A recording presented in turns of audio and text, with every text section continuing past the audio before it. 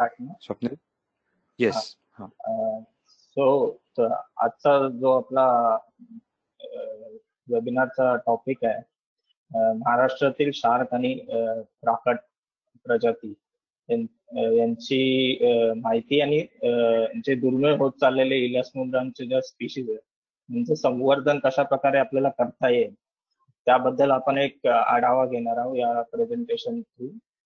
तर पहिलं तुम्हाला सांगू इच्छितो की भारत हा पूर्ण जगातील तिसरा क्रमांक येतो शार्क मासेमारीमध्ये आणि 50% ज्या प्रजाती आहेत शार्क्स किंवा इलियासमुद्रांच्या ज्या आपल्या अरेबियन सी मध्ये भेटतात त्या संकटग्रस्त झालेल्या आहेत आणि फक्त 10 ज्या प्रजाती आहेत एकूण 1050 प्रजातींपैकी फक्त 10 ज्या प्रजाती आहेत त्यांना संरक्षण दिलेलं आहे गव्हर्नमेंट तर्फे वाईल्ड लाईफ प्रोटेक्शन ऍक्ट मध्ये आपल्या फक्त 10 प्रजाती.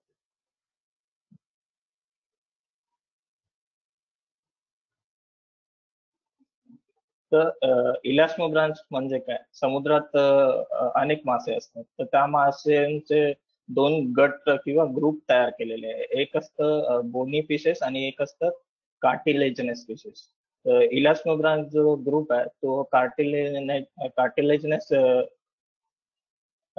याच्यामध्ये येतो, ग्रुपमध्ये येतो. त्याच्यामध्ये शार्क, स्केट्स, रेस, सॉफिश हे त्यांचे सबप्रकार वर्गीकरण केलेलं आहे इलियासमुद्रांचं. तर त्यांचं कॅरेक्टर किंवा त्यांना ओळखायचं कसं, तर इलियासमुद्रांचं जे कॅरेक्टर आहे त्यांना 5 ते 7 गिल्स असतात, ज्याला आपण गलपडे म्हणतो. ते 5 ते 7 असतात दोन्ही बाजूला. आणि डॉर्सल फिन असतो ज्याला आपण वरचा पंख बोलतो, ते रिजिड असतं. काहींमध्ये त्याला स्पाइन पण असतं. आणि स्पायरेकल्स म्हणजे श्वास घेण्यासाठी 2 होल असतात वरच्या भागाला, त्याला स्पायरेकल्स म्हणतो, ते असतं त्यांच्यात. आणि त्यांचे जे स्केल्स आहेत ते प्लॅकॉइड म्हणून स्केल्स असतात. बाकीचे जर मासे बघितले तुम्ही दोन्ही फिश, त्याच्यामध्ये सायक्लॉइड आणि टिनॉइड 2 प्रकारचे स्केल आढळतात. हे प्लॅकॉइड स्केल खूप रफ असतात, जर तुम्ही त्याला टच केलं तर खूप रफ असतात. आणि इलियासमुद्रांचं दुसरा कॅरेक्टर आहे म्हणजे ज्यांचं अप्पर जो असतो म्हणजे वरचा जबडा असतो तो डोक्याला किंवा स्कलला फ्यूज नसतो, फ्रीली मुवमेंट करू शकतो. आणि त्यांचे जे दात आहेत ते कंटिन्यू ग्रो होत राहत असतात. जर एखादा दात जर पडला तर मागचे दात पुढे येतात. आणि जसे इतर माशांमध्ये स्विम ब्लॅडर्स असते, म्हणजे मासे जे पाण्यामध्ये पोहू शकतात ते स्विम ब्लॅडरमुळे पोहू शकतात. पण इलियासमुद्रांमध्ये असं नसतं, त्यांना स्विम ब्लॅडर नसतो. त्या जागी त्यांचा लिव्हर असतो, खूप मोठा असतो इतर माशांच्या तुलनेत. आणि त्यामध्ये ऑइल जनरेट होतात. तर त्या ऑइलमुळे त्यांना बॉयन्सी भेटते समुद्रात पोहण्यासाठी. तर हा बेसिक फरक आहे आपला इलियासमुद्रांत आणि इतर जे दुसरे मासे भेटतात त्याच्यामध्ये.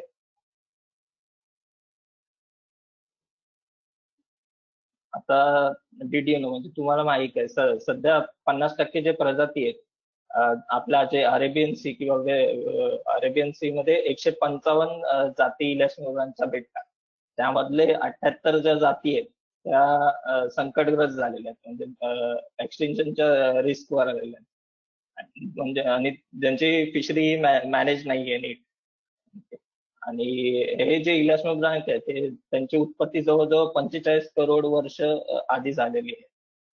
आणि हे सागरी परिसंस्थेतील संस्थेतील एक महत्वाचा घटक आहे ज्यांना आपण एपेक्स प्रेडिटर म्हणतो.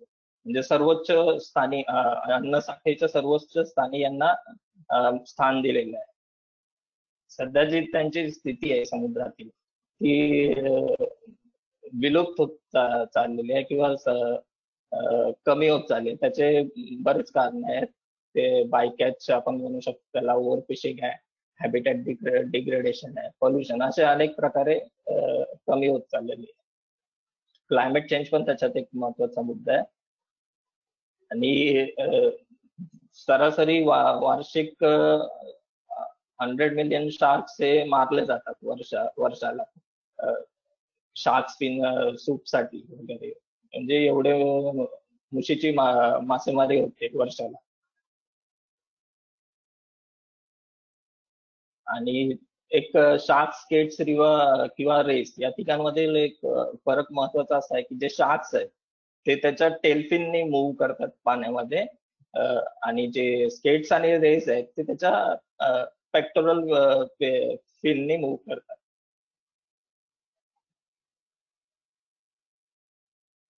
आता फिशरीचा आपण विषय घेऊया. फिशरी हा महत्वाचा मुद्दा आहे प्रत्येक रिसोर्सला मॉनिटर करण्यासाठी. तर जे महाराष्ट्राचा जर विचार केला तर महाराष्ट्राची किनारपट्टी 720 किलोमीटर लांबीची आहे, सर्वांना माहिती आहे.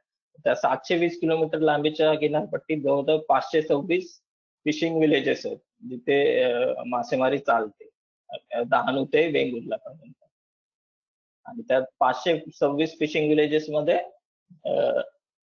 152 लँडिंग सेंटर्स आहेत जिथे मासेमारी उतरवली जाते किंवा धक्का ज्याला आपण म्हणतो. आणि जवळजवळ 17 ते 18 हजार फिशिंग क्राफ्ट आहेत, मेकॅनाइज आणि आर्टिसनल फिशिंग क्राफ्ट जे मासेमारी करतात. आणि त्यांच्यावर जवळजवळ 5 लाख लोकांचा रोजगार अवलंबून आहे.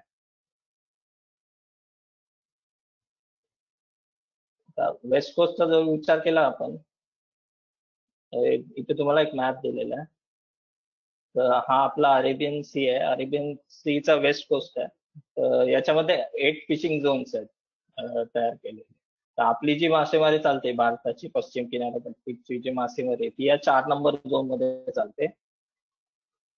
ओके. आणि इथे जे शार्क्स किंवा रेसच्या ज्या प्रजाती भेटतात त्यांची नावं मी सांगतो तुम्हाला, मोस्टली फिशिंग मध्ये अडकतात ते. Requiem shark, hammerhead shark, thresher sharks, mackerel sharks, bamboo shark, hound sharks असे मेजर शार्क्स आहेत जे फिशिंग मध्ये आढळतात, आपल्याला भेटतात. आणि रेसच्या 2 फॅमिली आहेत, डॅसिडे आणि मोबिलिडे. हे ज्या 2 फॅमिली आहेत त्या फिशिंग मध्ये आपल्याला जास्त प्रमाणात भेटतात. आणि फक्त महाराष्ट्राचा जर विचार केला तर जीबी पुरुषोत्तम म्हणून सायंटिस्ट आहेत, त्यांनी अभ्यास केलाय महाराष्ट्राच्या संदर्भात. तर महाराष्ट्रामध्ये टोटल 76 स्पीशीज आहेत इलॅस्मोग्रानच्या ज्या रेकॉर्ड केलेल्या आहेत.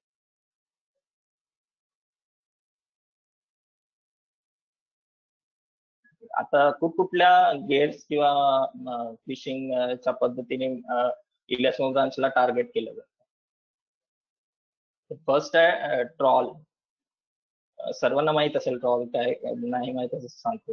ट्रॉल हे गेअर आहे जे बेसिकली समुद्राच्या खालचे मासे असतात ते खरवडून ऑपरेट करून किंवा ड्रॅग करून जे नेटमध्ये मासे येतात ते ट्रॉल पद्धतीने पकडले जातात. दुसरा आहे गिलनेट.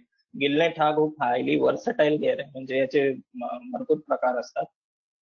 आणि हे त्याच्या ऑपरेशन म्हणजे डेप्थ ऑफ ऑपरेशन, म्हणजे पाण्याच्या ज्या खोलीवर यूज करतात त्यानुसार त्याचे प्रकार बदलत असतात. गिलनेट आहे. ट्रॉल आणि गिलनेट हे मिळून मोस्टली 40 to 45% जो रेशिओ आहे, 100% मधले 40 ते 45% जी मासेमारी आहे ती ट्रॉल आणि गिलनेट या गेअरने केली जाते इलॅस्मोग्रानची. बाकीचे जे गेअर्स आहेत, पर्सिन आहे किंवा डोलनेट आहे किंवा हुक अँड लाईन आहे, हे गेअर्स आहेत, हे सुद्धा इलॅस्मोग्रान पकडतात, पण कमी प्रमाणात पकडतात. ट्रॉल आणि गिलनेट आहेत हे मेजर गेअर्स आहेत टार्गेट करण्यासाठी इलॅस्मोग्रान्सला. तर सर्व प्रकारच्या जाळ्या किंवा मासेमारी पद्धतीमध्ये इलॅस्मोग्रान पकडले जातात महाराष्ट्राचा विचार केला तर. सध्या परिस्थिती काय आहे इलॅस्मोग्रानची, कंडिशन काय आहे तुम्हाला या मॅप मध्ये समजेल. हा मॅप आहे, आपला ग्राफ आहे. 2014 ते 2019 पर्यंतचा लेटेस्ट इलॅस्मोग्रानचा लँडिंगचा ग्राफ आहे. जे फिशरी मध्ये सध्या परिस्थिती काय आहे इलॅस्मोग्रानची ते तुम्हाला या ग्राफ मध्ये समजेल. तर 2014ला 47,000 जवळजवळ 47,000 टन लँडिंग होती इलॅस्मोग्रानची भारताची. तीच जर महाराष्ट्राची होती 5,700 किंवा 800 पर्यंत होती, 5,800 टन पर्यंत. ती आता 2019 ला आलेली आहे महाराष्ट्राची, अर्ध्याहून कमी होऊन 2800 पर्यंत आलेली आहे. म्हणजे जवळजवळ निम्म्याने पूर्ण मासेमारी घटलेली आहे हिरा समुद्रांची महाराष्ट्रामध्ये.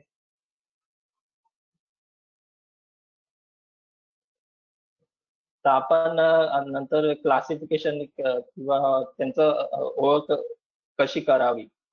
तर इलिस मध्ये जसं मी तुम्हाला सांगितलं की 4 मेजर ग्रुप्स आहेत. फर्स्ट आहे शार्क्स, नंतर आहे रेस, नंतर आहे स्केट्स, नंतर रेस मध्येच परत एक मॅन्टा रे किंवा डेव्हिल रे, हे असे 4 प्रामुख्याने येतात आपल्या इथे. शार्कचा जर विचार केला तर 2 डॉर्सल फिन असतात, पेक्टोरल फिन असतो, पेल्विक फिन असतो, एनल फिन असतो. असे प्रत्येक त्याच्या बॉडी पार्टला नाव दिलेले आहेत. तर ज्या स्पीशीज आहेत शार्क्स मध्ये, जवळजवळ 450 स्पीशीज आहेत जगभरात शार्क्सच्या. तर हे त्यांच्या कॅरेक्टर्स, बॉडी कॅरेक्टर्स मुळे ते वेगवेगळे केलेले आहेत. तसंच रेसचं पण आहे. रेसचे स्पाइन्स आहेत, पेल्विक फिन्स आहेत, स्नाउट्स आहेत, असे वेगवेगळे कॅरेक्टर्स आहेत. तर त्यामुळे ते वेगळे केलेले आहेत. तसं सॉफिशचं हे रॉस्ट्रम एक मोठं कॅरेक्टर आहे. एक करवती सारखा, एक सॉ सारखा एक भाग असतो, स्नाउट असतो, त्याचं खूप खूप लांब असतो. तसंच हे मॅन्टा रेस, याला आम्ही सेफॅलोपॉलिक लोब म्हणतो. माउथच्या पुढे 2 लोब तयार झालेले असतात. हे त्याचं कॅरेक्टर आहे.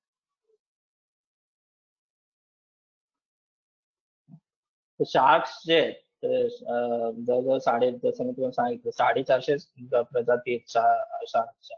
तर याला सायंटिस्ट लोकांनी 8 ऑर्डर्स आहेत त्यामुळे विभागलेले. तर हे ऑर्डर्स आहेत तिथे 20 फॉर्मिस, ज्याची बॉडी फ्लॅट असते आणि त्याला एनल फिन किंवा तोंड समोर असतं. डिस्टिओफॉर्मिस ज्याचं स्नाउट लॉंग असतं आणि एनल फिन नसतं. आणि स्क्वॅलोमॉर्फिस त्याचं स्नाउट शॉर्ट असतं.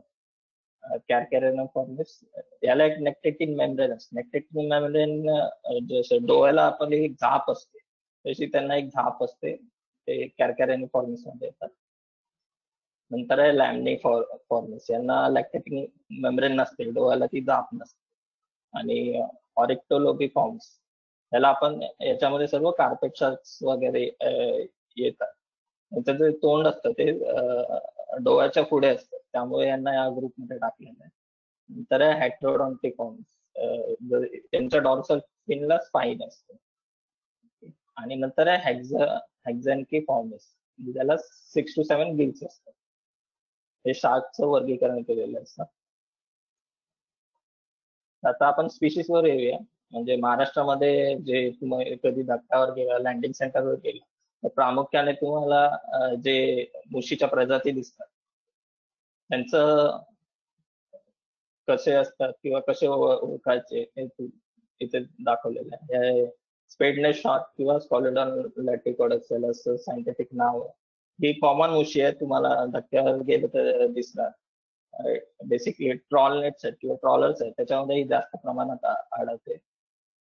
याचं आयुर्मान आहे 6 वर्ष आणि 74 सेंटीमीटर पर्यंत वाढते. आणि किंवा कोलंबी किंवा जवला ज्याला आम्ही म्हणतो किंवा बोंबील, त्याच्या मागे असते. ट्रॉलनेटस ट्रॉल्स आहेत, त्या जाळ्यामध्ये जास्त प्रमाणात आहे. नंतर दुसरा आहे ग्रे शार्पनेस शार्क, रायचोपिओडन ऑलिव्ह, ज्याला आम्ही गोल्डन शार्क पण म्हणतो. ही पण छोटी मुशी आहे, 2 फीट पर्यंत वाढते. आणि इनशोर आणि ऑफशोर म्हणजे जवळ, समुद्राच्या जवळ आणि खोल पाण्यात दोन्हीकडे भेटते. ही पण खाण्यासाठी वापरली जाते जास्त प्रमाणात. आणि ह्युमन कन्झम्पशन म्हणजे सॉल्टेड आणि फ्रेश, म्हणजे कट केलेली ताजी लगेच वापरतात आणि 2 फीट पर्यंत वाढतात. नंतर आहे रायझोपिओडॉन ॲक्युटस, याला मिल्क शार्क बोलतात.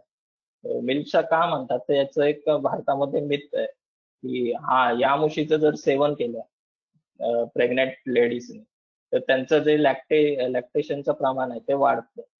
म्हणजे जास्त दूध निर्माण करतात लेडी, असे एक मिथ आहे भारतामध्ये. त्यामुळे याचं जे शिकार आहे जास्त प्रमाणात केली जाते भारतात. ही पण छोटी 175 सेंटीमीटर पर्यंत वाढते. आणि गुजरात ते खाली ईस्ट कोस्टला पण मिळते. नंतर त्याला त्याच्या शरीरावर पट्टे असतात बँडेड पॅटर्नने. तर हा पण एक कॉमनली दिसणारा मुशीचा प्रकार आहे. धक्क्यावर केलं तर तुम्ही दिसेल. आणि हा खूप स्टर्डी मासा आहे. पाण्याच्या बाहेर सुद्धा 3 ते 4 तास जिवंत राहतो. आणि हे पण छोटे क्रस्टेशियन वगैरे खातो. आणि खूप जास्त प्रमाणात भेटतो आपल्या किनाऱ्यालगतच्या भागात. नंतर आहे नर्स शार्क किंवा ज्याला आम्ही नेब्रियस प्रेग्नन्स म्हणतो. हा बॉटम स्पीशीज आहे. बॉटम म्हणजे डिमर्सल स्पीशीज आहे शार्कची. समुद्राच्या तळाला असते जास्त करून. खडपा भागात राहते. 70 मीटर खोलीपर्यंत भेटते आणि 10 फूट पर्यंत वाढ होते याची. ही रात्रीची शिकारीला निघते खडपा किंवा समुद्राच्या खाली. ऍक्टिव्ह असते रात्रीच्या टाइमला. नंतर आहे ब्लॅक टिप शार्क, कॅरकॅरेनस लिम्बॅटस. हा एक आवडता मासा मुशीचा प्रकार आहे लोकांमध्ये. लोकांना खायला खूप आवड आहे या माशांमध्ये. ब्लॅक टिप शार्क म्हणतो. एक साऊथला किंवा साऊथ कोकण किंवा महाराष्ट्राला गेला तर ही जास्त प्रमाणात भेटते तिथे. 9 फीट पर्यंत वाढते. इनशोर आणि ऑफशोर दोन्ही भागात भेटते. आणि कोरल्स रीफ जिथे असतात तिथेही जास्त प्रमाणात ऍग्रिगेट होते. म्हणजे पिल्लांना जन्म द्यायला वगैरे त्या भागात जास्त प्रमाणात येते. आणि छोटे मासे, मोठे मासे, शार्क्स, रेस, म्हणजे दुसऱ्या शार्क्सला पण खाते, रेसला पण खाते. ह्युमन कन्झम्पशन साठी याची डिमांड जास्त आहे आपल्या इथे महाराष्ट्राचा विचार केला तर. नंतर दुसरी तशीच दिसणारी आहे ब्लॅक टिप रिफ्शा कॅरकॅनस मॅलोप्टेरस बोलतो आम्ही त्याला. त्याचे जे पंख आहेत त्याच्या सर्व पंखांना काळा टिपका असणार. आधी पेक्टोरलला, डॉर्सलला, कॉडल लोबला. ही पण 6 ते 7 फूट पर्यंत वाढते मुशी. आणि इंटरटायडल झोन्स म्हणजे शॅलो वॉटर म्हणजे कमी खोलीच्या पाण्यात भेटते जास्त करून.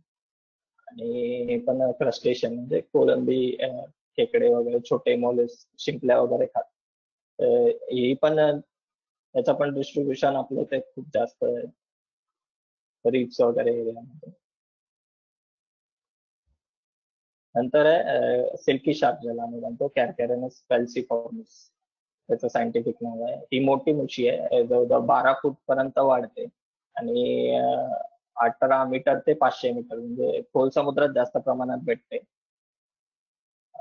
तर ही जास्त करून पर्सिन ज्या नेट्स आहेत, पर्सिन ज्या बोट्स आहेत त्याच्यामध्ये हा बायकॅच म्हणून जास्त प्रमाणात येते. बेसिकली जे टुनाचे जे शोल्स असतात त्या टुनाच्या शोल्सच्या मागे या मुश्या आहेत त्या आढळतात जास्त प्रमाणात त्यांचा शिकार करण्यासाठी. तर जेव्हा जेव्हा फिशिंग होते तेव्हा ही मुशी त्या नेट्स मध्ये अडकते. तुम्ही कधी ससून डॉकला गेला तर सहज तुम्हाला दिसेल. याचं जे स्किन आहे ते खूप सिल्की, एकदम सॉफ्ट असते सिल्की सारखी. आणि याच्या स्किनला पण डिमांड आहे बाहेर एक्सपोर्टला.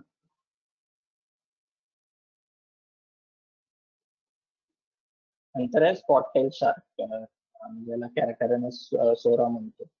ही जी मुशी आहे याचा जो शेवटचा पंख आहे इथे तुम्ही बघत असाल त्याला एक काळा टिपका असतो. आणि 5 ते 6 फूट पर्यंत वाढते.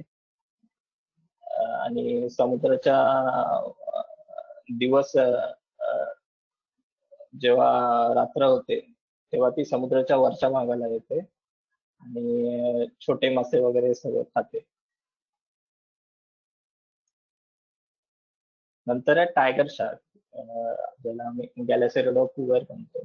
तर ही जी मुशी आहे याच्या शरीरावर वाघासारखे पट्टे असतात, तर त्यामुळे त्याला टायगर शार्क असं नाव पडलेलं आहे. आणि जसे जसे हे मुशी मोठी होते, तसे ते पट्टे आहेत ते थोडे धुसर होत जातात. आणि ही पण खूप मोठी मुशी आहे, जवळजवळ 18 फूट पर्यंत वाढते. आणि ज्याला आपण अग्रेसिव्ह मुशी म्हणू शकतो, तशी आहे ती. ही पण बायकॅच मध्ये आपल्या महाराष्ट्रामध्ये ज्युवेनाइल्स याचे भरपूर होतात. आणि या मुशीचं वैशिष्ट्य म्हणजे ही मायग्रेटरी आहे. जास्त स्थलांतर करत असते एका देशातून दुसऱ्या देशात.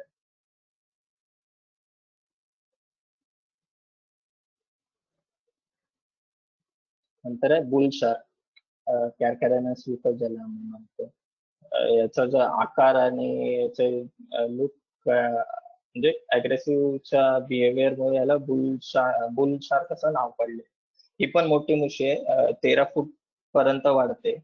आणि याचं एक वैशिष्ट्य म्हणजे ही फ्रेश वॉटर टॉलरेट करू शकते.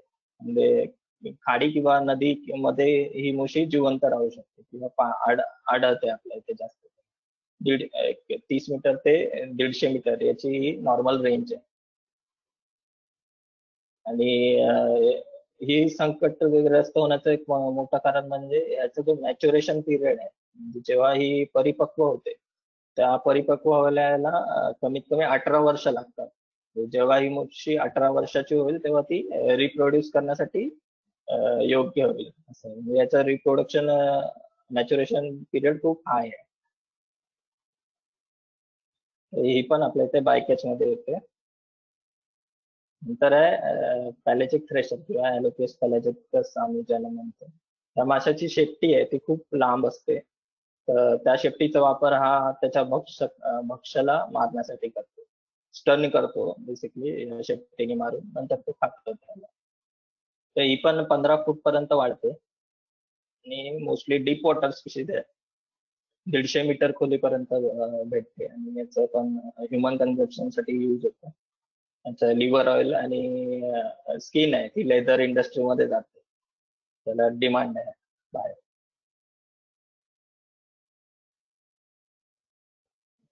आता शार्कचं झालं, आता आपण येऊया रेसवर किंवा स्केट्स, सॉफिश याच्यावर. तर याच्यात जवळजवळ 600 प्रजाती भेटतात जगभरात. हा हे बॅटरडे म्हणून ग्रुप आहे, त्याच्यामध्ये हे सर्व 600 प्रजाती येतात. पहिला जो ग्रुप आहे टॉर्पेडोनिफॉर्मिस, ज्याच्यात इलेक्ट्रिक रेज येतात. नंतर आहे पेस्टिफॉर्मिस, ज्याच्यात सॉफिश येते. तर रॅजिफॉर्मिस मध्ये सर्व स्केट्स वगैरे येतात. आणि मायलोबॅटिफॉर्मिस मध्ये स्टिंग रेज आणि डेव्हिल रेज हे सगळं येतं.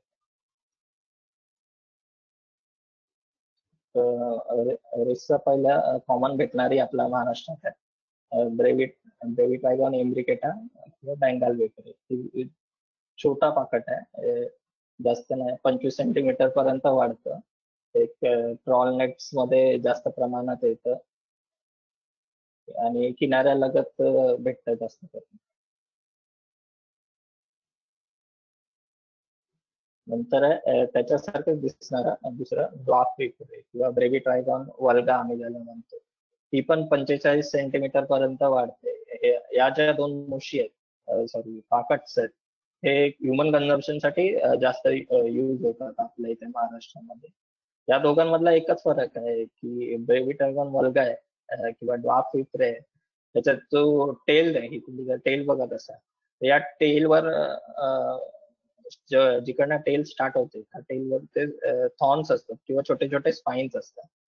ते याच्यात नसतात, इम्ब्रिकेटामध्ये असे ते स्पाइन्स नसतात. ते दिसायला जवळपास सारखेच असतात, फक्त हा मुख्य फरक आहे त्याच्यात. नंतर लॉंग टेल बटरफ्लाय रे, आम्ही ज्याला जिम्युरा पेसिलोरा, हा मोठा पाकट ज्याची वाढ होते 250 सेंटीमीटर पर्यंत वाढते. त्याचा जर आकार बघितला तुम्ही तर बटरफ्लाय सारखा शेप आहे याचा, म्हणून त्याला बटरफ्लाय रे असं म्हटलं जातं. हे पण खाण्यासाठी आपल्या इथे उपयोगात आणतात. आणि हे क्रस्टेशियन किंवा कोलंबी, शिंपल्या वगैरे खातात. नंतर आहे लेपर्ड विपर किंवा इमॅन्टुरा लिओपार्डा. ही एक मोठी जात आहे, म्हणजे खूप मोठी वाढणारी जात आहे पाकटामध्ये. 140 सेंटीमीटर पर्यंत वाढते ही बिस्किट. आणि याचं जे स्किन्स आहे स्किन ही लेदर इंडस्ट्रीमध्ये वापरली जाते आपल्या इथे, आणि फ्लेश आहे ते कन्झम्पन साठी यूज केलं जातं. तशी दिसणारी दुसरी आहे हिमॅन्टोरा आर्नक, ही त्याच्याहून मोठी होते, 170 सेंटीमीटर पर्यंत वाढते. आणि ही पण चायनीज मेडिसिन मध्ये, याची जी शेपटी आहे तिथं चायनीज मेडिसिन मध्ये वापर केला जातो. आणि मांस जे ते आपण आहारासाठी यूज करतात. ही ऑफशोर आणि इनशोर दोन्ही भागात भेटते आपल्या इथे. नंतर तिसरी आहे हनीकॉम्ब विप्रे, ज्याला आम्ही हिमॅन्टोरा अंड्युलेटा म्हणतो. या जर पाकटाचं तुम्ही बघायला गेलात तर याच्या शरीरावर जसं हनीकॉम्बचं स्ट्रक्चर असतं, मधमाशांचा जसा पोळ्याचा तो शेप असतो, तशी डिझाईन असते, ती या पाकटाच्या अंगावर डिझाईन असते. त्यामुळे त्याला हनीकॉम्ब असं नाव पडलेलं आहे. ही पण डिमर्सल स्पीशीज आहे, आणि जवळ राहते समुद्र सपाटीच्या किनाऱ्यापासून. आणि ही पण ह्युमन कन्झम्पशन म्हणजे आहारामध्ये याचा वापर केला जातो, म्हणजे पाकीचा जास्त प्रमाणात आपल्या इथे. नंतर आहे व्हाईट स्पॉटेड विप्रे किंवा मॅक्रोबेलाटा जेराडी आम्ही ज्याला म्हणतो. तर या पाकटाचं जे शरीर आहे जेव्हा हा छोटा असतो तेव्हा याच्या संपूर्ण शरीरावर पांढरे टिपके असतात, आणि शेपटी आहे ती बँडेड असते, व्हाईट आणि ब्लॅक अशी. जसं जसं हा मोठा होतो तसे ते टिपके आहेत इथे तुम्हाला दिसतील ते धुसर होत जातात. आणि हे पाकट आहेत आपल्या इथे लेदर इंडस्ट्री मध्ये जास्त वापर केला जातो. यांचा स्किनचा एक्सपोर्ट होतो आपल्या इथे. भाऊच्या धक्याला फेरी वापरा तुम्ही गेलात, यांची जर लँडिंग असेल तुम्हाला दिसतील हे याचे स्किन वगैरे काढताना. ही प्रॉन नेट मध्ये जास्त येते. नंतर आहे पॅलेजिक स्टिंगरे, टेरोपॅटी ड्रॅगन वायलेसिया म्हणतो आम्ही त्याला. तर ही डीप वॉटर स्पीशीज आहे, 100 मीटर खोलीपर्यंत भेटते. ही एकमेव अशी पॅलेजिक रे आहे जी समुद्राच्या पृष्ठभागावर येते अन्न आपलं भक्ष्य शोधण्यासाठी. तर ही पण भेटते, पण हिचं प्रमाण दुर्मिळ आहे, आपल्या इथे कमी प्रमाणात भेटते. नंतर आहे Indian ocean blue spotted mask आणि ड्रॅगन इंडिका. या पाकटचा शोध 2018 साली लागलेला आहे आपल्या इथे. तर याचं जे शरीर आहे याच्या शरीरावर निळ्या कलरचे टिपके असतात.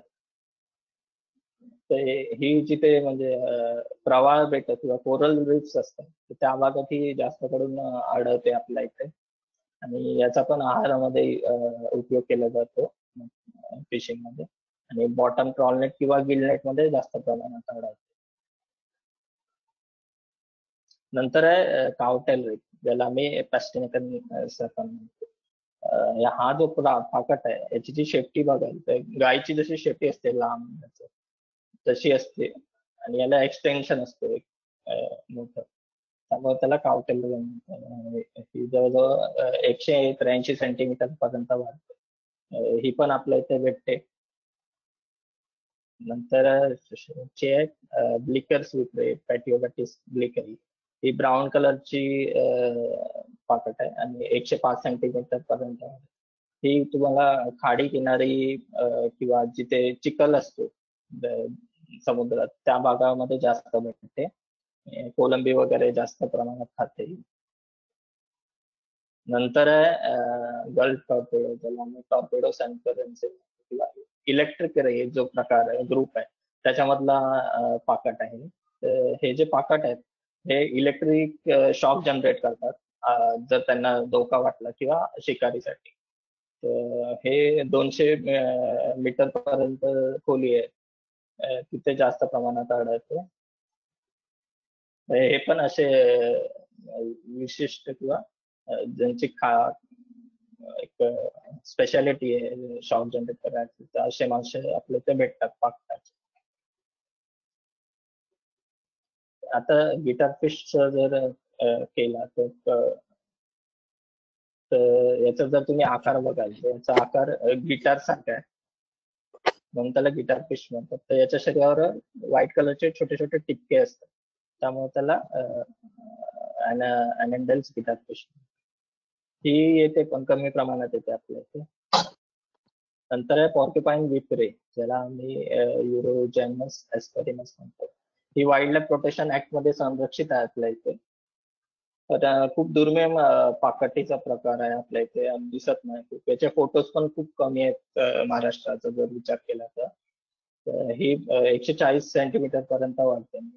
कोरल रीफ जिथे असते तिथे जास्त प्रमाणात भेटते. नंतर आहे ईगल रे. हे जे पाकटाचा जो ग्रुप आहे याच्या शरीरावर व्हाईट कलरचे टिपके असतात आणि ईगल रे का म्हणतात तर हे समुद्राच्या वर येऊन अशा उड्या मारतात घारीसारख्या प्रमाण ग्रुप मध्ये, तर म्हणून त्यांना ईगल रे असं म्हणतात. ते 150 सेंटीमीटर पर्यंत वाढतात आणि कोस्टल आणि ऑफशोर म्हणजे समुद्राच्या जवळ आणि खोल समुद्र दोन्ही ठिकाणी भेटतात. नंतर जायंट ओशनिक मॅन्टा रे, त्याला आम्ही मोबिला बायरस्टस म्हणतो. हा जो ही जी जात आहे ही रे मधली जगातला लार्जेस्ट म्हणजे खूप लांब वाढणारी रे आहे. 910 सेंटीमीटर पर्यंत वाढते आणि 1600 किलोग्राम पर्यंत याचं वजन होतं. तर ही जी मुशी आहे याचं गिल फिल्टर प्लेट्स आहेत. ट्रेडिंग किंवा एक्सपोर्ट साठी याचा यूज केला जातो. याचं फ्लेश पण खातात आपल्या इथे. तसेच त्याच्यासारखी दिसणारी दुसरी आहे जायंट डेव्हिल रे, मोबिला आम्ही ज्याला म्हणतो. ही 520 सेंटीमीटर पर्यंत वाढते. त्याचे पण जे गिल प्लेट्स आहेत ते चायनीज मेडिसिन मध्ये यूज केले जातात. हे डीप नेट पर्सिन आणि प्रॉल्स आणि गिल नेट हे सर्व जे मच्छीमारीचे प्रकार आहेत त्याच्यामध्ये होते. हे आपण आता जेवढे बघितले ते शार्क्स आणि रेस जेवढे बघितले त्याच्या व्यतिरिक्त असे 10 वेगळे प्रकार आहे म्हणजे जाती आहेत इलास्मोग्रांच्या, जे महाराष्ट्राच्या दृष्टीने खूप महत्वाचे आहेत आणि संकटग्रस्त आहेत, क्रिटिकली एंडेंजर्ड आणि महाराष्ट्राच्या ज्या फिशिंग मध्ये येतात. तर हे 10 मी तुम्हाला सांगतो. लिंकोडॉन टाइप ज्याला वेल शार्क म्हणतो, स्पायरिना लिव्हिंग ज्याला आम्ही एमरेड शार्क, लॅमिओप्सिस टॅमेटकी ज्याला ब्रॉडफिन शार्क, रायना एन्क्लोस्टोमा ज्याला bowmouth guitar fish, Rhynchobatus laevis smooth nose wedge fish, Rhynchobatus djiddensis giant guitar fish, Glaucostopus granulated sharp-nosed guitarfish, Glaucostopus octus, wide-nosed guitarfish, Pristis sawfish, Etobatus flagellum, long-headed eagle ray. तर हे सर्व endangered आणि critical endangered आहेत. त्याच्यामधले काही आपल्या wild life protection act मध्ये संरक्षित आहे, तर काही नाही आहे. तशी आहे की 10 माशांची तुम्हाला फोटोज मी दाखवतो हे जे महाराष्ट्राच्या मच्छीमारीमध्ये येतात. हॅमरहेड ज्याला म्हणतो, 430 सेंटीमीटर पर्यंत वाढतो.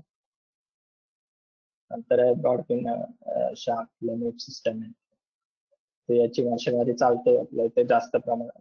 नॉर्थ महाराष्ट्र म्हणजे डहाणू साईडला, पालघर साईडला याचं प्रमाण जास्त आहे. नंतर आहे वेल शार्क किंवा समुद्रातील सर्वात मोठा मासा. तर याला संरक्षण दिलेलं आहे आपल्या वाईल्ड लाईफ प्रोटेक्शन ऍक्ट मध्ये. हा मासा जवळजवळ 20 मीटर पर्यंत वाढतो आणि याचं एक वैशिष्ट्य म्हणजे याचे जे शरीरावर जे डॉट्स आहेत टिपके, ही त्याची ओळख आहे. तर प्रत्येक जो वेल शार्क असेल त्याचे जे टिपक्यांचं पॅटर्न आहे ते वेगळं असतं.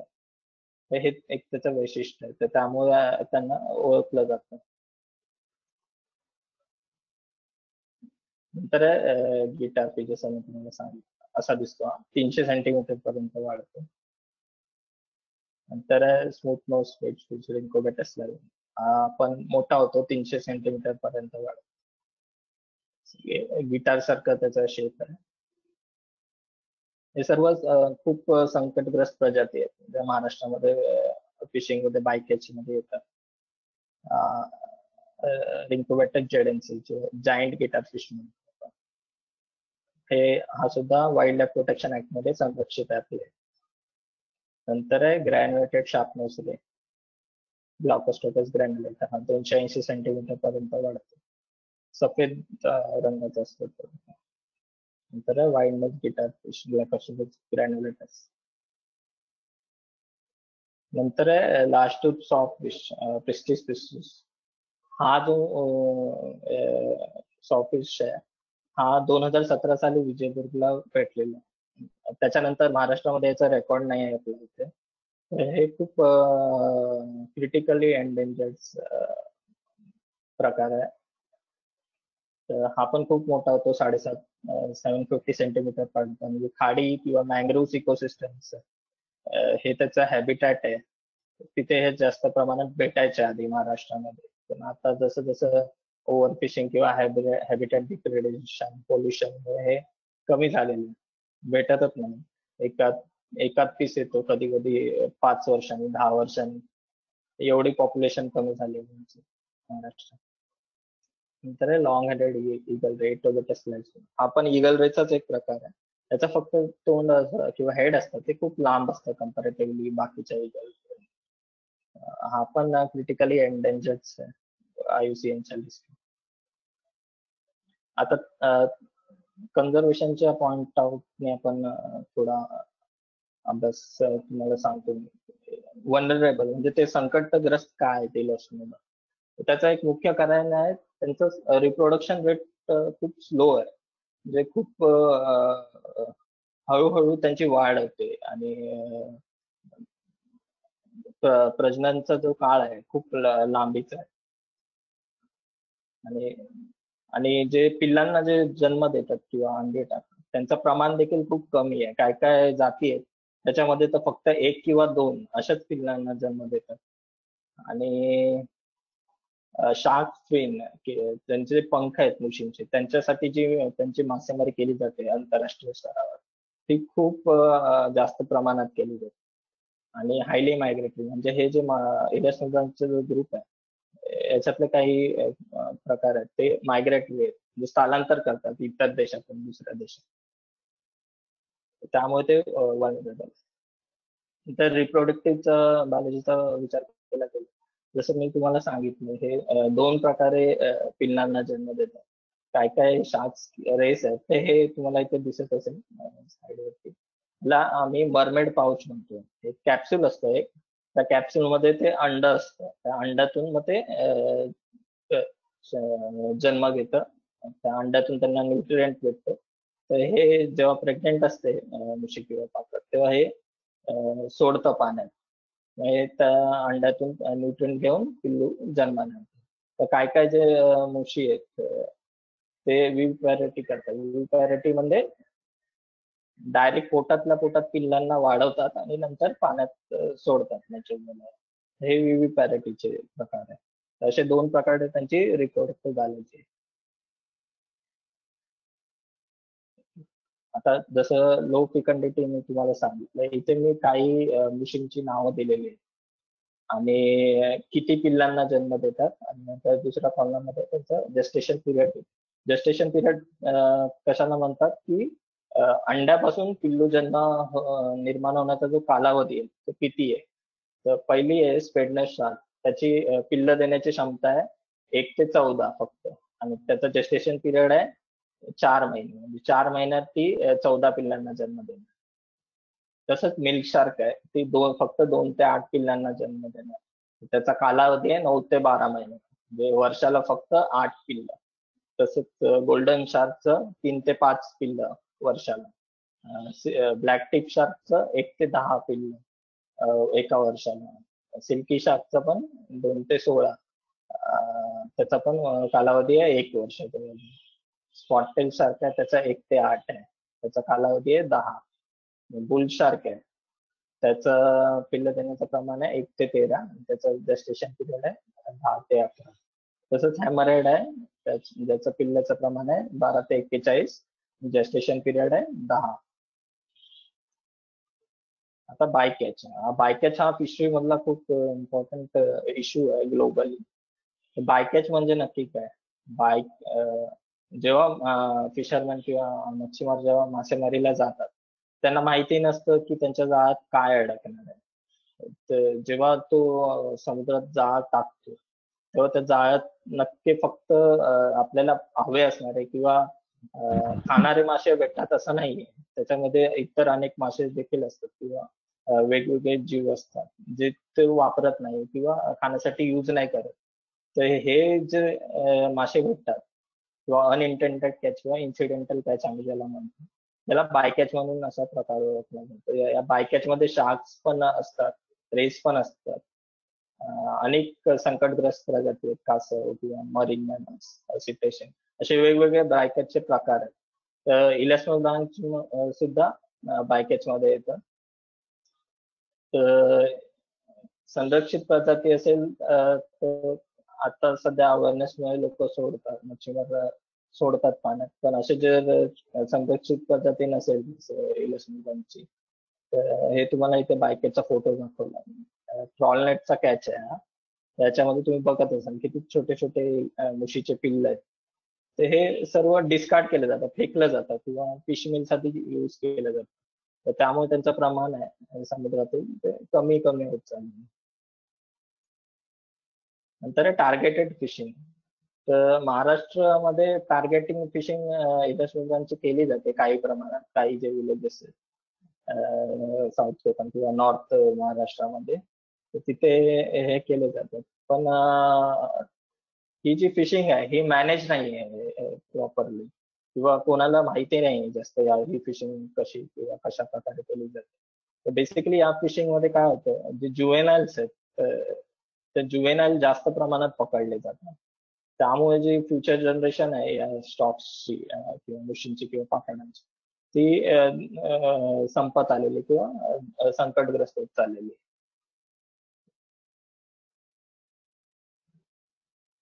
नंतर ट्रेड, म्हणजे व्यवहार. तर मुशीचं जर बघायला गेलं तर व्यवहार किंवा मुशीचे बाय प्रोडक्ट खूप आहेत.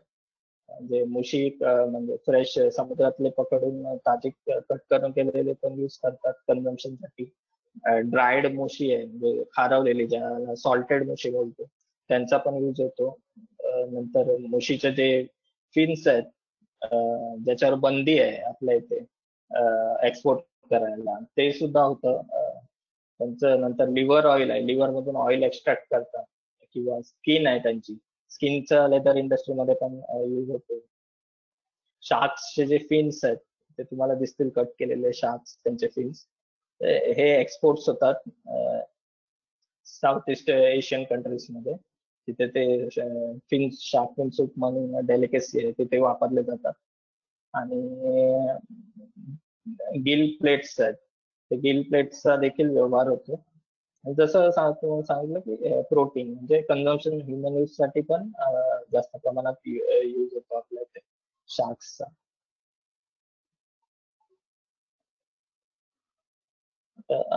फिनिंग आणि गिल प्लेट्स ट्रेड्स, म्हणजे जे इलिगल प्रकार चालतात मुशीच्या ज्या फिशिंग किंवा याच्या एक्सपोर्ट, ते तुम्हाला दिसतील शार्कचे फिन्स आहे. इथे एक ट्रेडर आहे जो गिल प्लेट्स आहेत मोबिलेट्स रेसचे, तो कलेक्ट करतो. आणि ते फिन, फक्त पंख कापलेली वेल शार्क्स दोन तुम्हाला दिसतील. हा भाऊच्या धक्क्याचा फोटो आहे, हा लेटेस्ट वाला गोव्याचा फोटो आहे. गोव्याचा पण खूप पॉप्युलर बागा बीच आहे, तिकडला फोटो. म्हणजे हे संरक्षित असून देखील असे प्रकार आपल्या इथे घडतात. तर याचं कारण काय, ते त्याचं कारण आहे त्यांची जी प्राइस आहे एक्सपोर्ट्स मध्ये. तर गिल प्लेट्स आहे, गिल प्लेट्स तुम्हाला दिसतील. तर गिल प्लेट्सची पर केजी जी प्राइस आहे जवळजवळ 20 ते 25,000 रुपये किलो मागे. तसेच जर शार्क फिनचे जे पंख आहेत त्यांची किलो मागे प्राइस आहे जवळजवळ 15,000 रुपये. त्यामुळे यांना डिमांड आहे. आता कन्झर्वेशनचा पॉइंट विचार करूया, जसं इंडियामध्ये काय काम झालंय कन्झर्वेशनच्या इलॅस्टोमससाठी. तर 2001 साली 10 ज्या इलॅस्टोमसच्या स्पीशीज आहेत त्या वाईल्ड लाईफ प्रोटेक्शन ऍक्ट मध्ये त्यांना शेड्यूल 1 मध्ये डिक्लेअर केले. पण तरी सुद्धा त्यातल्या काही स्पीशीज आहेत त्यांचं शिकार आधी होते आपल्या इथे. आणि 2013 साली गव्हर्नमेंटने फिनॉन पॉलिसी काढली. फिनॉन पॉलिसी म्हणजे काय, किंवा एखादा तुम्हाला जर शार्क किंवा शार्क जर भेटले तर बोटीवरून त्यांना धक्क्यावर फिन सकट उतरायला लागतं, म्हणजे फिन कट न केलेले तुम्ही उतरू शकत नाही. तर हे फिनॉन पॉलिसी मध्ये प्रकार येतो. नंतर आहे 2015 साली फेब्रुवारी गव्हर्नमेंटने एक्सपोर्ट आणि इम्पोर्ट वर बॅन केलं शार्क फिनच्या. तर एवढं कन्झर्वेशन साठी काम झालेलं आहे भारतामध्ये. आता इश्यूज काय आहेत त्यांचं मॅनेजिंग फिशरीमध्ये, इश्यू काय आहेत त्यांना ऍड्रेस करण्यासाठी? तर काय आहे, त्यांचा जो कॅच आहे आणि एफर्ट्स आहेत किंवा त्यांची जी मासेमारी चालते त्यांचा डेटा नाहीये कुठे जास्त प्रमाणात, किंवा आहे तो खूप कमी आहे, किंवा मच्छीमार लोक सांगायला टाळाटाळ करतात शार्क्स बद्दल. तर बेसिकली अवेअरनेस लॅक आहे खूप आपल्या इथे इलॅस्टोमॉरच्या फिशरीजच्या ह्याच्यामध्ये. आणि जसं तुम्हाला सांगितलं स्टॉक रिक्रूट म्हणजे यांची सेक्शुअल मॅच्युरिटी खूप लेट आहे आणि फिकंडिटी काउंट खूप लो आहे. म्हणजे खूप कमी पिल्लांना आणि खूप मोठा काळ घेतात मॅच्युअर व्हायला. त्यामुळे त्यांचं जे फिशिंग आहे ते पॉप्युलेशन खूप कमी होत चाललेली आहे. आणि हॅबिटॅट्स म्हणजे ज्या ठिकाणी मुशी किंवा पाकट असे जे दुर्मिळ आहेत ते ज्या ठिकाणी आढळतात किंवा येतात वर्षानुवर्षे, तर त्या लोकेशनची माहिती खूप कमी आहे. असे लोकेशन माहिती नाहीये, त्यामुळे त्यांना कन्झर्व करण्यासाठी अडथळा येतो. तर आता मी सध्या 2018 सालापासून काम करतोय मच्छीमारांवर सोबत जे एंडेंजर्ड स्पीशीज आहेत त्यांच्यासाठी कन्झर्वेशनसाठी. तर 3 प्रकारच्या मेथड्सने आपण यूज करू शकतो. फर्स्ट आहे फील्ड सर्व्हेस. फील्ड सर्व्हेस मध्ये काय येतं, तर तुम्हाला लँडिंग सेंटर्स किंवा बोट टूर्स करायला लागतात. त्यामुळे तुम्हाला समजतं की नक्की कुठल्या रिजन मध्ये कुठल्या प्रकारच्या मुशी किंवा पाकट किंवा जे एंडेंजर्ड स्पीशीज आहेत जे ते कुठल्या ठिकाणी भेटतात, त्याची माहिती आपल्याला फील्ड सर्व्हेस मधून येते. नंतर आहे इंटरव्ह्यूज. तर इंटरव्ह्यूज मध्ये आम्ही मच्छीमार गावांमध्ये फिरतो किंवा बोट्सवर जातो, मच्छीमारांचा इंटरव्ह्यू होतो. तर त्यांचे जो नॉलेज आहे तो आम्हाला त्या इंटरव्ह्यूज मधून कळतो. किंवा अशी जी काही ठिकाणं आहेत जे की जिथे हे दुर्मिळ मासे भेटतात, ती माहिती आम्हाला इंटरव्ह्यूज मधून कळते. आणि तिसरा आणि महत्वाचा मुद्दा म्हणजे सेन्सिटायझेशन आणि अवेअरनेस वर्कशॉप. तर हे सर्व आम्ही करतो. फील्ड सर्व्हिस मध्ये जसं तुम्हाला सांगितलं लँडिंग सेंटरचा फोटो आहे हा. इलास्टोमॉरकडे जर तुम्हाला बघायचं असेल तर तुम्हाला अर्ली मॉर्निंग खूप लवकर जायला लागतं. एक 6 ते 5:30 वाजेपर्यंत त्यांची लँडिंग चालू होते, 5:30 ते 7:30 पर्यंत. त्यानंतर जर तुम्ही गेलात तर त्यांची तुम्हाला ते दिसणार नाही धक्क्यावर. कारण हे जे मासे किंवा इलॅस्टोमॉर हे खूप लवकर उठवले जातात धक्क्यावरून ट्रेडर्स लोकांकडून, की कोणाला नजरेत पडत नाही. त्यामुळे तुम्हाला सकाळी लवकर जायला लागतं त्यांना बघण्यासाठी. नंतर हे इंटरव्ह्यूचे प्रकार सांगितलं.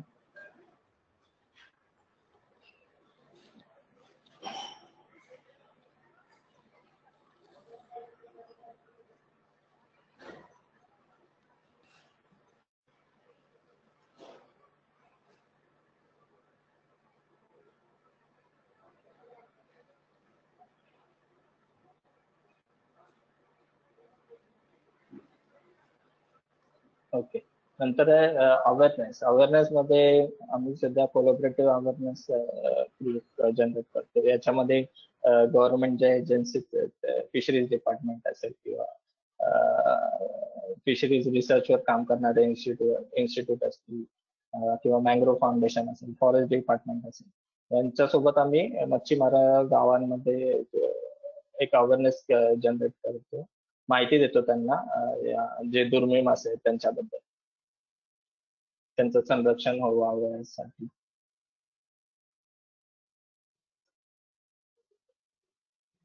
आणि कुठल्याही कन्झर्वेशन प्रॅक्टिस बघायला गेलं तर तुम्हाला लोकल कम्युनिटी जी आहे, आता फिशरीजचा जर विचार केला तर जे मच्छीमार आहेत ते समुद्रात जातात. तुम्हाला आपल्या इथे एक लिमिटेशन असते, आपण दररोज समुद्रात जाऊ नाही शकत. जे मच्छीमार आहेत ते वर्षातून 9 महिने समुद्रात असतात. तर ते आणि कसं आहे त्यांनाच जे मासे भेटतात जाळ्यामध्ये वगैरे, तर तेच लोक आहेत जे खरं वाचवू शकतात अशा दुर्मिळ प्रजातींना. तर आम्ही कम्युनिटी लेवलवर हे काम करतो मच्छीमारांसोबत, त्यांना इन्व्हॉल्व करतो आमच्या प्रोजेक्टच्या कामामध्ये. तर याच्यामुळे काय माहितीये, जे आता लोकेशन असेल एखाद्या ठिकाणाची, ज्या ठिकाणी असे दुर्मिळ मासे भेटतात, तर त्या लोकेशन्स आहेत आम्हाला मच्छीमारांकडून कळतात. तर असे विविध उपक्रम आम्ही राबवतो. हा, जसं मालवण तुम्हाला माहितीच असेल, मालवण टुरिस्टचा हॉटस्पॉट आहे आणि बायोडायव्हर्सिटी हॉटस्पॉट सुद्धा आहे. तर मालवणमध्ये पण आम्ही कम्युनिटी नेटवर्क तयार केलेला आहे. ते ठिकाणी जे मच्छीमार आहेत, जर त्यांच्या जाळ्यात वगैरे किंवा फिशिंग करताना काही असे दुर्मिळ किंवा एंडेंजर स्पीशीज सापडले, तर ते आम्हाला त्याची माहिती देतात, जीपीएस पॉईंट देतात, व्हिडिओ शेअर करतात रेस्क्यूचा. आणि तर इलॅस्टो ब्रांचमध्ये जो महत्वाचा घटक आहे तो म्हणजे ट्रेडर्स.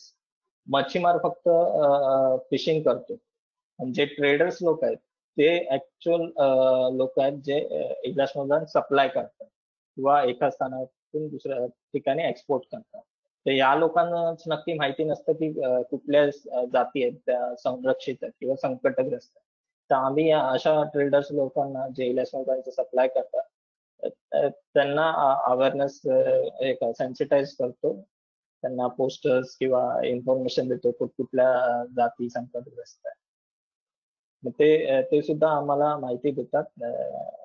जर अशी कुठली मुशी जर आली तर ते आम्हाला त्यांची लोकेशन किंवा हे शेअर करतात.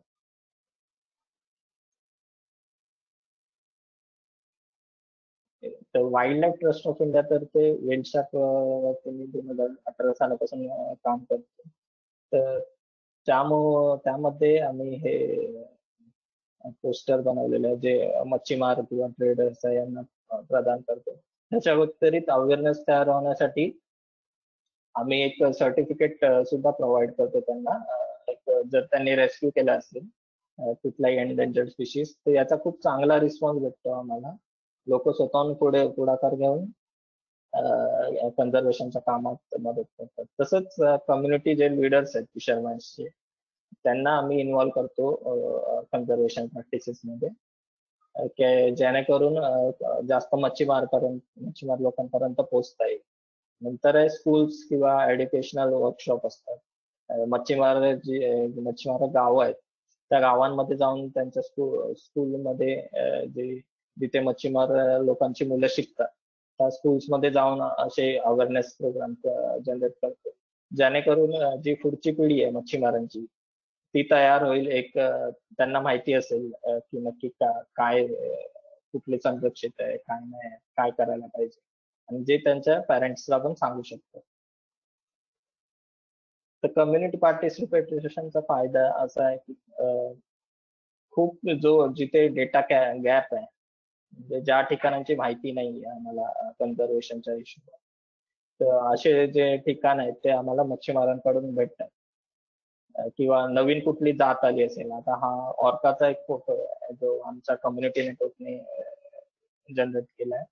2018 साली ऑर्का स्पॉट झालेला सिंधुदुर्ग, फिशरमॅनने फोटो पाठवले आम्हाला तिकडले आणि जीपीएस म्हणून. तसेच हे सॉफिश आहे, खूप दुर्मिळ प्रकार आहे, अगदी टायगर पेक्षा दुर्मिळ मानला तरी तुम्ही चालेल आणि संकटग्रस्त. तर महाराष्ट्रामध्ये आधी यांची खूप एवढी शिकार झाली की आता ते नामशेष राहिलेले आहे. फक्त एक कधीतरी 3-4 वर्षात किंवा 5 वर्षांनी एखादा सॉफिश येतो. तर हे मच्छीमारांकडेच आम्हाला समजतं की त्यांचे लोकेशन कुठे आहेत जिथे हे भेटू शकतात किंवा जिथे भेटलेले आहेत. असे बरेच फायदे आहेत कम्युनिटीला इन्व्हॉल्व केलं तर. आणि मेजर्स काय केला पाहिजे सध्या, फॉरेस्ट किंवा फिशरीज डिपार्टमेंट आहे, त्यांनी कंटिन्युअस टच मध्ये राहायला पाहिजे कम्युनिटीच्या, फिशिंग कम्युनिटीच्या अवेअरनेस साठी त्यांना इन्व्हॉल्व केलं पाहिजे. आणि सध्या काय आहे, फक्त फिशरमॅन कसाही काही आला तरी जाळ्यातून जर संरक्षित असेल तो नुसता जाळा कापून सोडून टाकतो. पण जर इंजर्ड असेल एखादा स्पीशीज कुठली, तर त्याचं त्याला काय करायचं ते माहिती नसतं. तर प्रायमरी ट्रीटमेंट प्रोटोकॉल्स आहेत किंवा रिलीफ आहे अशा संकटग्रस्त जातींची, तर त्यांची एक ट्रेनिंग देणे गरजेचं आहे. आणि सध्याच एक कंपन्सेशनची स्कीम लॉन्च झालेली आहे ज्याचा चांगला रिस्पॉन्स भेटतोय मच्छीमारांकडून. तर अशा काही स्कीम्स आहेत ते लाभवणं गरजेचं आहे अजून, जेणेकरून जे भरपूर दुर्मिळ आणि संकटग्रस्त प्रजाती आहेत त्या सुद्धा आपण वाचवू शकतो समुद्रातल्या, ज्या की वाईल्ड लाईफ प्रोटेक्शन ऍक्ट मध्ये नाही आहेत आपल्या.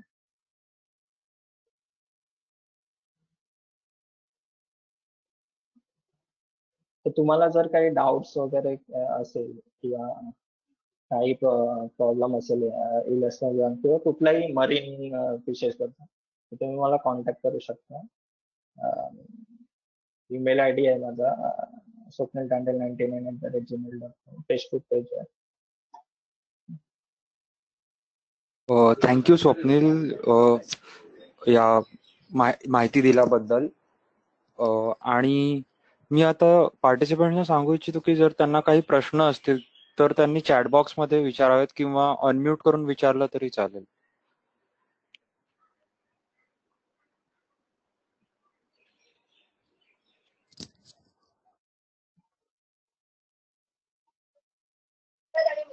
हॅलो. हा, विचारा. हा, मी मागच्या वर्षी आपल्या साधारणतः कोकणाच्या इथल्या गावखडी इकडे गेलेलो होतो टर्टलच्या साठी. तर आता ह्या वर्षी काय परिस्थिती आहे सांगू शकाल? म्हणजे तुम्हाला जमलंय, म्हणजे बघायला जमलंय या परिस्थितीत कोविड-19च्या?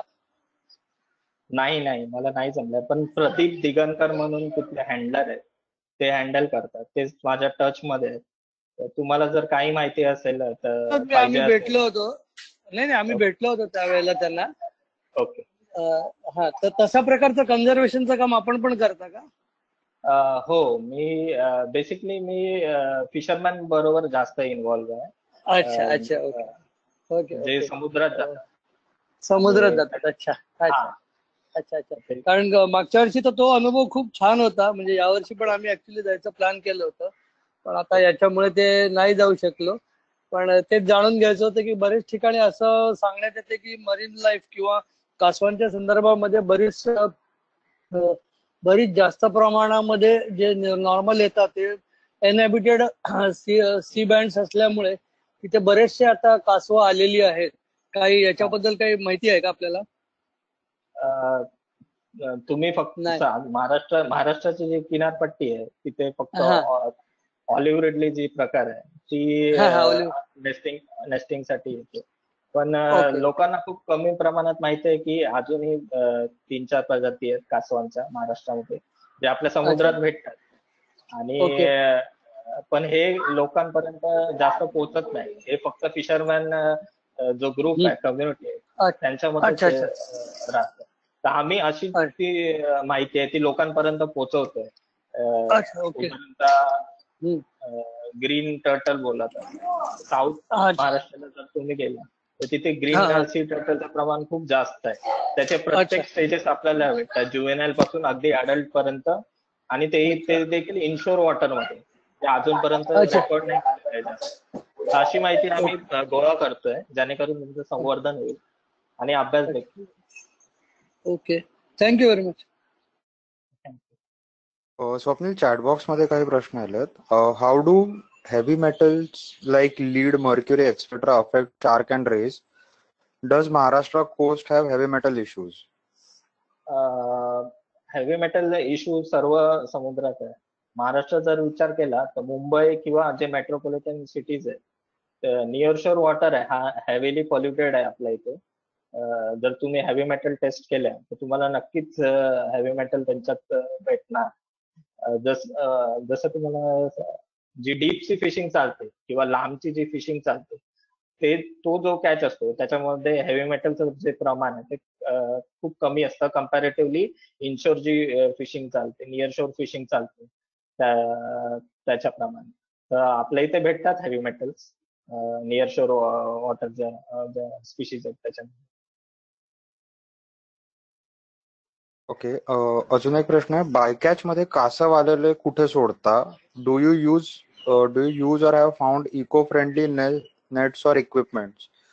Do you really um, stop fishing in breeding season or Shravan, as we see fish market open during Shravan, which is not good? How can you get total ban on it? असे आपण एक so एक करून जाऊया. Actually तुम्ही बायकॅच मध्ये कासव आलेले कुठे सोडता, हा पहिला प्रश्न. ओके. तर बायकॅच मध्ये जर कासव आले तर रिसेंटली कंपन्सेशन स्कीम चालू झाली आहे. त्यामुळे फिशरमॅन जर मेकॅनाइज्ड किंवा मेकॅनाइज्ड वेसल असेल तर त्या बोट्सवर सर्व इक्विपमेंट असतात. जीपीएस पासून अगदी वायरलेस कम्युनिकेशन. त्यामुळे फिशरमॅन लोक ते रेस्क्यू आहे तो तिथल्या तिथे बोटवर करतात. जाळी कापून त्याला सोडून देतात. आणि जर छोटे किंवा आर्टिसनल फिशरमॅन असतील तर त्या लोकांना असं काही सुविधा नसते की त्यांच्या इथे जीपीएस असेल किंवा मोबाईल्स असेल, ते समुद्रात घेऊन जात नाही. तर त्या कारणाने त्यांना किनाऱ्यावर यावं लागतं कासवासकट. मग ते तिथे त्यांचं रेस्क्यू करतात, शूटिंग करतात आणि मग किनाऱ्यावर सोडून देतात पाण्यात समुद्रात. अच्छा, दुसरा प्रश्न आहे इको फ्रेंडली नेट्स म्हणजे वापरता का? मे बी हे बायकॅच रिलेटेडच आहे. ओके. इको फ्रेंडली नेट असं तुम्ही काय म्हणू नाही शकत, पण जे आपण दोन प्रकारचे जे नेट्स आहेत सध्या डेव्हलप केले, जे आधी खूप म्हणजे खूप अगोदरपासून जे यूज होत आहेत ते डायमंड शेप नेट आहे. तर हे खूप धोकादायक आहे फिशिंगसाठी. बेसिकली ट्रॉल नेटला केलं याच्यामध्ये काय होतं, छोटा मासा देखील जाळ्यात अडकतो. नवीन जी टेक्नॉलॉजी जनरेट केलेली आहे तर त्याच्यामध्ये स्क्वेअर टाईप मध्ये नेट्स आहेत ते डेव्हलप केलेले. आणि ही जी पॉलिसी आहे ही इम्प्लिमेंट करणं फिशरीजच्या दृष्टीने खूप गरजेचं आहे. पण तसं होत नाहीये. पॉलिसी लॉज आहेत आणि म्हणजे सोल्युशन्स आहेत आपल्या इथे, पण ते इम्प्लिमेंट करायला डिले होतोय खूप गव्हर्नमेंट अथॉरिटी. तर हे करणं गरजेचं आहे. जर स्क्वेअर मेश जर आणली तर नक्कीच फायदा होईल सर्वांना, म्हणजे आपल्या स्पीशीज कन्झर्वेशन साठी. अच्छा, आणि तिसरा प्रश्न होता, do you really stop fishing in breeding season और Shravan, as we see fish market open during Shravan, which is not good? How can you get total ban on it? Fishing आपल्या इथे जी fishing ban आहे basically जी spawning season आहे तो धरून आहे आपल्या इथे. जास्त जर विचार केला तर जो की मान्सून आहे आपल्या इथे, मान्सून फिशिंग बॅन ज्याला म्हणतो, आता चालू होईल 15 जून पासून ते 31 ऑगस्ट पर्यंत किंवा 15 ऑगस्ट पर्यंत. तर या कालावधीमध्ये जास्त आपले जे फिशेस आहेत ते स्पॉनिंगचा पिरियड असतो. त्यामुळे ऑलरेडी त्याच्यावर बंदीच आहे. पण कसं आहे, तुम्ही जर असं प्रत्येक फिशेसचा जर विचार केला गेला तर प्रत्येक जे फिश आहे त्याचा स्पॉनिंग सीझन व्हेरीज होत असतो. तर तुम्ही असा कंटिन्यू एक असा स्पेसिफिक बॅन नाही ठेवू शकत की ज्याच्यामध्ये सर्वच फिश कव्हर होतील. उदाहरणार्थ जर तुम्ही पापलेटचा जर विचार केला, त्याचं स्पॉनिंग सीझन वर्षातून 2-3 वेळा आहे.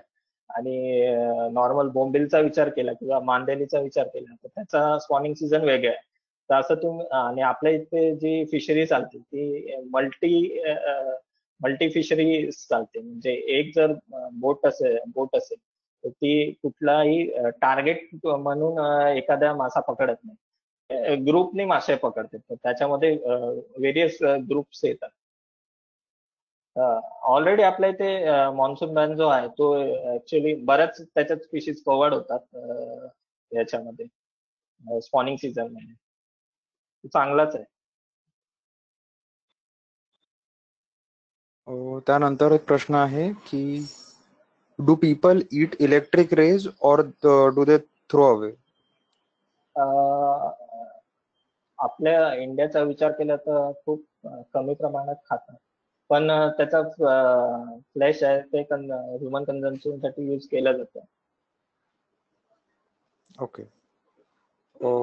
पुढचा प्रश्न आहे, what what kind of pollution related threats affect shark and rays? Pollution, near shore water mostly affect आहे जास्त पोल्युशन. ते पण मेट्रोपॉलिटन जे सिटीज आहेत तिथे जास्त पोल्युशन आहे.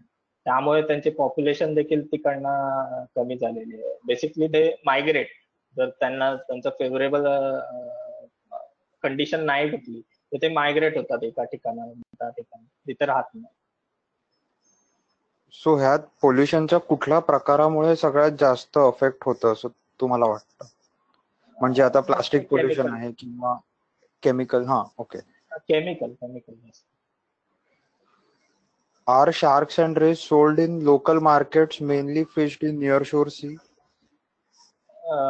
Sharks and ray both used, both you can find in local markets. They are basically caught in nearshore water as well as offshore waters. You can see in local markets. पण प्रमाण कुठे जास्त आहे? Near शोर waters मध्ये जास्ती होतं shark आणि रेसचं fishing की ऑफशोरला जास्ती होतं? कसं आहे गौरव, हे शार्क्स आणि रेस आहेत हे तुम्हाला कुठल्या एका सीझन मध्ये असं दिसणार नाही. हे यांचे जे सीझन्स आहेत ते व्हेरी होत असतात. जर या महिन्यात जर शार्कचं किंवा रेसचं प्रमाण जास्त आहे तर दुसऱ्या महिन्यात दुसरी स्पीशीज असेल त्याचं प्रमाण जास्त आहे. पण नियर शोर वॉटर आपण जिथे म्हणतो तिथे मोस्टली 40 मीटर डेप्थ आपण ज्याला म्हणतो, ज्याच्यात मेकॅनाइज फिशिंग ऍज वेल एज स्मॉल स्केल फिशिंग चालते. त्या याच्यामध्ये आपल्याला रेस आहे, रेसचं जे प्रमाण आहे ते जास्त भेटतं inshore water, near shore water मध्ये comparatively deeper water. Okay. So सगळे प्रश्न झालेले आहेत आय गेस. जर कोणाला अजून काही प्रश्न असतील तर आम्ही ग्रुपवर स्वप्नीलचा ईमेल आयडी पाठवू, तुम्ही त्याला कॉन्टॅक्ट करू शकता. आणि थँक्यू स्वप्नील, आमच्यासाठी तू आज वेळ काढलास आणि एवढी महत्वाची माहिती आम्हा सगळ्यांना दिलीस. आणि मी ग्रीनवर्क ट्रस्टच्या वतीने सर्वांचे आभार मानतो की त्यांनी हे सेशन अटेंड केलं. एक छोटीशी रिक्वेस्ट आहे, जर कोणाला काही डोनेशन्स द्यायचे असतील तर हे आमचे बँक डिटेल्स आहेत, आम्ही ते ग्रुपवरही टाकू, व्हॉट्सअप ग्रुपवर, तुम्ही तिथे नोट डाऊन करू शकता. आणि आमचं असं म्हणणं आहे की कुठलीही कितीही कमी अमाऊंट असेल तरी ती आमच्यासाठी कमी नाहीये किंवा आम्ही जे काम करतो त्यासाठी कमी नाहीये. सो थँक्यू परत एकदा सगळ्यांना हे सेशन अटेंड केल्याबद्दल. थँक्यू स्वप्नील. आपण हे सेशन थांबवू शकतो.